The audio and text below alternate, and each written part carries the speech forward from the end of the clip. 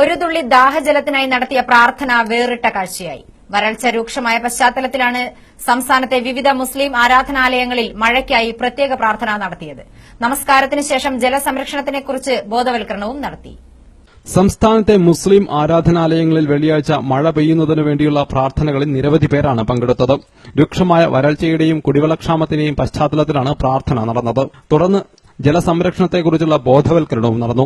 പാണക്കാട് സയ്യിദ് ഹൈദരലി ശിഹാബ് തങ്ങൾ, സമസ്ത കേരള ജംഇയ്യത്ത് ഉലമ സംസ്ഥാന president Jifri Muthukoya Thangal, general secretary professor K Alikutty Musliyar തുടങ്ങിയവരാണ് സംയുക്ത പ്രാർത്ഥനയ്ക്ക് ആഹ്വാനം ചെയ്തത്.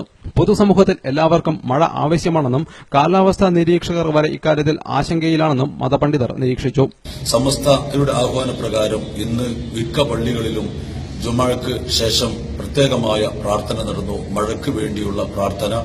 ആ പ്രാർത്ഥന അല്ലാഹു സ്വീകരിക്കട്ടെ ഇൻഷാ അല്ലാഹ്. സമസ്തക്ക് ജനമനസ്സുകളിൽ ഇത്രമാത്രം സ്ഥാനവും ബഹുമാനവും സമൂഹത്തിൽ നിന്നും കിട്ടുന്നത്, ജാതി മതഭേദമന്യേ കിട്ടുന്നത്, പൊതുസമൂഹത്തിന് എല്ലാവർക്കും ആവശ്യമായ മഴ ആവശ്യമാണ്.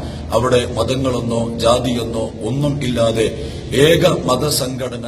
പള്ളികളിലും മദ്രസകളിലും മറ്റ് പ്രഭാഷണ സദസ്സുകളിലും പ്രത്യേക പ്രാർത്ഥന നടത്തണമെന്നും ജലസംരക്ഷണത്തിന് തയ്യാറാവുകയും ജീവികൾക്ക് വെള്ളം ലഭിക്കാൻ വേണ്ട കാര്യങ്ങൾ ചെയ്യണമെന്നും സമസ്ത അഭ്യർത്ഥിച്ചു.